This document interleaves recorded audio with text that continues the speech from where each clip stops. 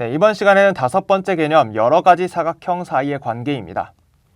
자, 우리가 지금까지 사각형들을 꽤나 많이 배웠어요. 그렇죠? 그럼 그 사각형들 사이의 관계를 다시 한번 좀 더 정리를 해보는 시간을 가지도록 할게요. 먼저 사각형이란 네 변과 네 각으로 이루어진 평면 도형을 얘기합니다. 그렇죠? 그냥 일반적인 사각형을 그려놨습니다. 여기에서 한 쌍의 대변만 평행하게 만들어주면은 뭐가 된다고요? 사다리꼴이 된다고 했습니다. 그렇죠? 한 쌍의 대변을 평행하게 만들었어요. 근데 여기에서 나머지 다른 한 쌍까지 평행하게 만들어주면은 뭐가 되죠?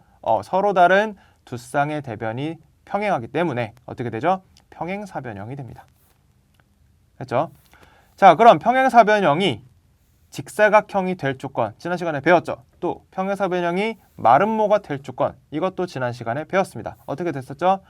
평행사변형이 직사각형이 되기 위해서는 한 내각이 직각이거나 한 내각을 직각으로 만들어주면 나머지 각들도 직각으로 따라온다고 했습니다. 또는 대각선 성질, 두 대각선의 길이를 같게 만들어주면은 직사각형이 된다라고 얘기했습니다.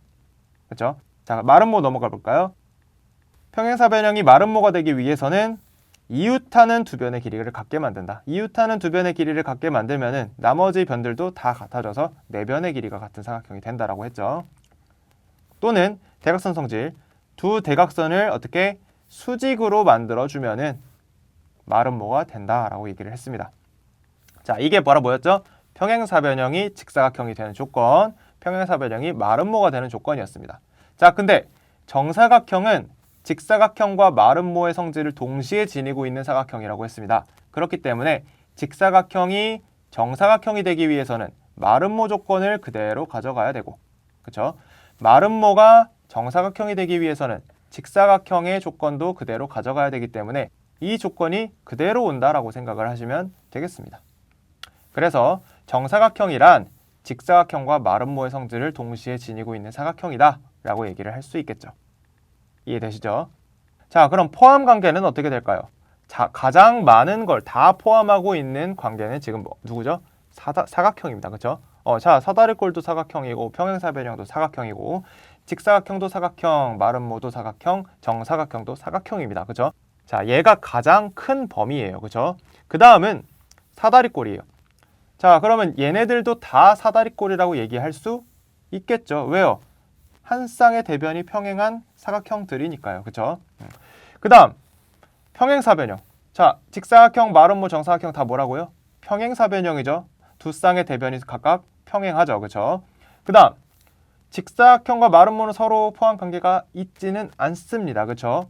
하지만 정사각형은 직사각형이기도 하면서 마름모이기도 합니다. 그래서 정사각형은 직사각형이다. 맞는 말이 되는 거고요. 정사각형은 마름모이다. 역시 맞는 말이 되는 거고요. 그렇죠? 그러니까 이쪽으로 갈수록 가장 작은 범위가 되고요. 이쪽으로 갈수록 왼쪽으로 갈수록 가장 큰 범위가 되는구나 라고 이해를 하시면 되겠습니다.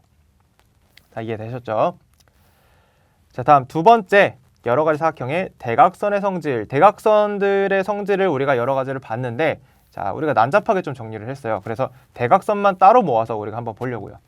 자, 평행사변형은 대각선이 서로를 어떻게 한다? 2등분한다 라는 성질이 있었죠. 어때요? 서로 대각선을 서로 2등분 이렇게 하고 있죠. 직사각형은 지금 여기 평행사변형, 직사각형, 마름모, 정사각형 이거 전부 다 뭐예요? 평행사변형이었죠. 그렇죠? 얘네들 전부 다 평행사변형입니다. 그러니까 당연히 뭐예요? 2등분 조건이 당연히 들어가야 됩니다. 그쵸? 얘네들 다 평행사변형이니까. 근데 직사각형의 성질 뭐 있었죠? 길이가 같다라는 성질이 있었습니다. 뭐라고요? 직사각형의 대각선은 길이가 같다. 마름모의 대각선 성질은 뭐가 있었죠? 수직이다라는 성질이 있었습니다. 길이가 같다, 수직이다. 그쵸? 이건 지금 따로 있습니다. 정사각형은 직사각형과 마름모의 성질을 동시에 지니고 있다라고 했기 때문에 길이도 같고 수직이기도 하다. 그리고 평행사변형인 2등분까지 다 갖고 있다라고 보시면 되겠습니다. 되셨나요? 자, 근데 여기서 조금 특이한 애가 있어요. 등변사다리꼴입니다. 지난 시간에 배웠죠. 등변사다리꼴의 특징은 대각선의 길이가 같다라는 거예요. 자, 그럼 여기에서 한 가지 정리를 해볼까요? 길이가 같은 대각선을 가진 사각형은 뭐가 있을까요? 직사각형과 정사각형과 등변사다리꼴 이렇게 세 가지가 있을 수 있겠습니다. 그래서 등변 사다리꼴을 까먹기 쉬우니까 꼭 다시 체크해 두시고요. 네, 공부할 때 다시 한번 복습해 주시기 바랍니다. 자, 그래서 이번 시간에는 여러 가지 사각형 사이의 관계, 포함 관계, 이 사각형이 되기 위해서 필요한 조건들, 그리고 대각선의 성질까지 우리가 정리를 해봤습니다.